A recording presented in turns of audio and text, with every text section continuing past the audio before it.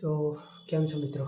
આજે આપણે બહુ સમય પછી યુટ્યુબમાં પાછા આવ્યા છીએ અને આપણો હેતુ પહેલાંના જેવો જ છે કે જે સ્પર્ધાત્મક પરીક્ષાઓમાં જે વિદ્યાર્થીઓ પોતાનું સારું પ્રદર્શન કરવા માગતા હોય એમની સહાયતા કરવાનું અને એમના વિશે એમને બીજું ગુજરાતી સાહિત્ય વિશે જ્ઞાન આપવાનું. ઠીક છે? તો મિત્રો, તમે જો વિડીયો જોવાનો શરૂ કર્યો હોય અને અત્યાર સુધી ચાલતા હોય આગળ, તો આજના વિડીયોને લાઈક, કમેન્ટ અને શેર કરવાનું ના ભૂલતા. અને ખાસ કરીને ચેનલને સબસ્ક્રાઈબ કરવાનું તો ભૂલતા જ નહીં, કેમ કે હવે આપણે દરરોજે દરરોજ ગમે તે એક કવિ વિશે આપણે સચોટ માહિતી મેળવવાની છે આપણા વિડીયો સાથે મળીને. ઠીક છે? તો મિત્રો, આપણે ગુજરાતી કવિઓના નામમાં જો યાદ આવે તો સૌથી પૂર્વ નામ યાદ આવે આપણને નરસિંહ મહેતાનું, જે આપણા આદિ કવિ થઈ ગયા. ઠીક છે? અને એમને ભગત તરીકે જો જાણો તો નરસૈયો કહેવાય છે. બરાબર? હવે તેમની આપણે સચોટ માહિતી મેળવીશું. બરાબર? તો હવે નરસિંહ મહેતા, ઠીક છે, મૂળ તળાજા ગામના વતની. તળાજા ક્યાં આવેલું છે મિત્રો? ભાવનગરમાં. બરાબર? આ તેમનું જન્મસ્થળ છે. હવે નરસિંહ મહેતાના ઉપનામમાં જુઓ તો એક આદિકવિ છે અને નરસૈયો છે. બરાબર? પછી તેમનો જન્મ તો મેં તમને કીધું એ પ્રમાણે તળાજા ખાતે ભાવનગરમાં અને 1414માં, એટલે કે અંદાજિત 15મી સદીમાં. બરાબર? હવે એમનું મૃત્યુ 1480-81. તેમનું મૃત્યુ એમ કે કહેવાય ચોક્કસ મળતું નથી, પરંતુ માંગરોળ ખાતે થયેલું છે. બરાબર? અને એ દર્શાવ્યું છે કે હા, 15મી સદીમાં થઈ ગયા. ઓકે. હવે આવે છે તેમના વિશે, તમારા ઘરના લોકો વિશે અને તેમના જીવન વિશે. તેમના જીવન વિશે જોવાની શરૂઆત કરીએ તેની પહેલાં આપણે તેમના પિતાનું નામ જોઈ લઈએ. તેમના પિતાનું નામ શું છે મિત્રો? કૃષ્ણદાસ મહેતા. ઠીક છે? કૃષ્ણદાસ મહેતા એ આદિકવિ નરસિંહ મહેતાના પિતાશ્રી હતા. ઓકે. તેમનું માતાનું નામ દયાકુંવર. શું છે તેમની માતાનું નામ? દયાકુંવર મિત્રો. તો હવે તેમની જાતિ જોવા જઈએ તો નાગર બ્રાહ્મણ હતી. ઠીક છે? અને તેમનો ઉછેર તેમના મા બાપ દ્વારા કરવામાં આવ્યો નથી. તેમનો ઉછેર કરવામાં આવ્યો છે તેમના દાદીમાં જય ગૌરી દ્વારા. બરાબર? જોઈ લો, જય ગૌરી. બરાબર? તેમના લગ્ન 1429માં થયા હતા. પત્નીનું નામ હજુ એમ કે સ્પષ્ટ નથી. બરાબર? તો પત્નીનું નામ આપણે દર્શાવ્યું નથી યાર, એ પછી આપણે પાછળથી જોઈ લઈશું. ઓકે. પછી કૃતિઓ, એમ કે પોતાના જીવન દરમિયાન તેમણે કઈ કઈ કૃતિઓ પોતાની લખી છે અને કેટલીક કૃતિઓ દ્વારા તેમને આદિકવિનું કઈ કૃતિઓ દ્વારા તેમને બિરુદ મળી છે તેના વિશે આપણે માહિતી મેળવીશું. તેમની સૌથી સારી અને પ્રથમ કૃતિ આવે છે કુંવરબાઈનું મામેરું મિત્રો. આ તેમની ખૂબ એવી મહત્ત્વની કૃતિ છે જે તેમને આદિકવિ તરીકે પ્રકાશિત કરવા માટે ખૂબ જવાબદાર છે. બરાબર? પછી બીજો છે શામળશાનો વિવાહ. ઓકે. પછી એમના ભક્તિપદો છે. પછી એક આ હિંડોળા અને પુત્ર વિવાહ. ડન? આટલું જો મિત્રો ખબર પડી હોય તો ચેનલને સબસ્ક્રાઈબ કરવાનું ભૂલતા નહીં. આપણે આગળ વિડીયોમાં બની રહેજો. પંક્તિ. હવે તેમના જે કૃતિઓ તેમણે રચના તો કરી નાખી કૃતિઓની. ઠીક છે? કૃતિઓની રચના તો તેમણે કરી, પણ તેમાંની કેટલીક કૃતિઓની પંક્તિઓ અહીંયા આપેલી છે. જો જેમ કે વૈષ્ણવજન તો તેને કહીએ.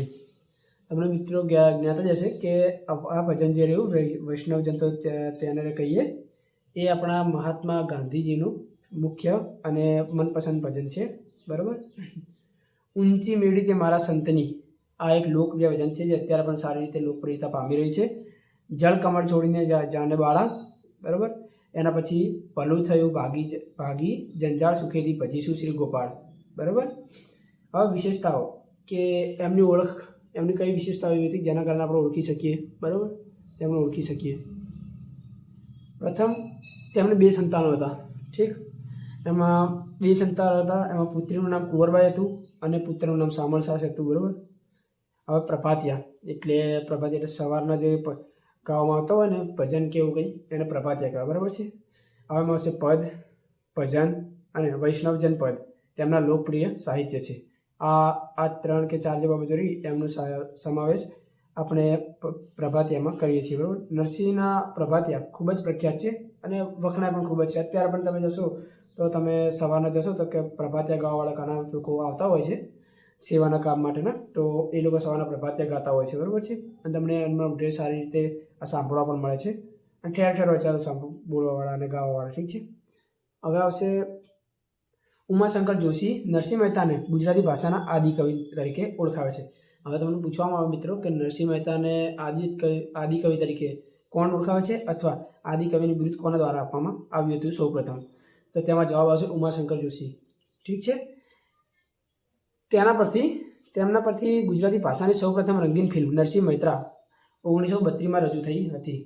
યાદ રાખજો મિત્રો, ગુજરાતી ભાષાની સૌપ્રથમ રંગીન ફિલ્મ કઈ હતી? તો નરસિંહ મહેતા, જે 1932માં રજૂ કરવામાં આવી હતી. ઠીક. આ મિત્રો એક જીકેનો પોઈન્ટ પણ થઈ શકે છે. ગુજરાતી ભાષાની સૌપ્રથમ રંગીન ફિલ્મ કઈ હતી અને તે ક્યારે રજૂ કરવામાં આવી હતી? ઠીક. હવે મિત્રો સન્માન, ઠીક છે, તેમને કયા કયા સન્માન મળેલા છે તેના વિશે. ગુજરાતી ભાષાના શ્રેષ્ઠ કવિઓને તેમની યાદમાં નરસિંહ મહેતા એવોર્ડ આપવામાં આવે છે. બરાબર. એટલે સમજી લો, ગુજરાતી ભાષા છે તેમાં કોઈ કવિ છે, બરાબર, જે તેમનું સારું એવું પ્રદર્શન દર્શાવે છે, કાં તો સાહિત્યમાં કોઈ સારું એવું પ્રદર્શન દર્શાવે છે, તો નરસિંહ મહેતાના નામથી તેને નરસિંહ મહેતા એવોર્ડ આપવામાં આવે છે. બરાબર. અને એ એવોર્ડની શરૂઆત 1999થી કરવામાં આવી હતી. બરાબર. એટલે આ એવોર્ડ સમજી લો અમલમાં જ્યારે આવ્યો ત્યારે 1999ની સાલ હતી. આ એવોર્ડ આદ્યકવિ નરસિંહ મહેતા સાહિત્ય નિધિ ટ્રસ્ટ દ્વારા આપવામાં આવે છે. બરાબર મિત્રો. આ કોઈ સરકાર દ્વારા આપવામાં આવતો એવોર્ડ નથી, પરંતુ જે આદ્યકવિ નરસિંહ મહેતા સાહિત્ય નિધિ ટ્રસ્ટ દ્વારા આપવામાં આવતો એવોર્ડ છે. બરાબર. એટલે સમજી લેજો કે આ એક ટ્રસ્ટ છે, એક સંસ્થા છે, તેના દ્વારા આ એવોર્ડ આપવામાં આવે છે. તો મિત્રો તમને હવે આ નરસિંહ મહેતા વિશે આપણે જે સરળ માહિતી આપી છે તે તમે ધ્યાનમાં રાખજો, અને તમારે આગળ એવી કામ આવશે આની પરીક્ષામાં, તો માટે તમને ભૂલતા નહીં. અને એવું તો વિડીયો ડાઉનલોડ કરી રાખજો અથવા તો સેવ કરી રાખજો, જેથી તમારે જ્યારે નરસિંહ મહેતા વિશે માહિતી મેળવવી હોય તો તમને તે સમયે માહિતી તમને મળી જાય. બરાબર. અને આગળ આવી રીતે જ ડીપમાં કવિઓ વિશે માહિતી માટે આપણી ચેનલને સબસ્ક્રાઈબ કરવાનું ભૂલશો નહીં. ઓકે મિત્રો, ચલો હવે કાલે મળશું બીજા વિડીયો સાથે. કાલે આપણે રાખીશું ઉમાશંકર જોશી રાખીશું. ઠીક છે. ચલો.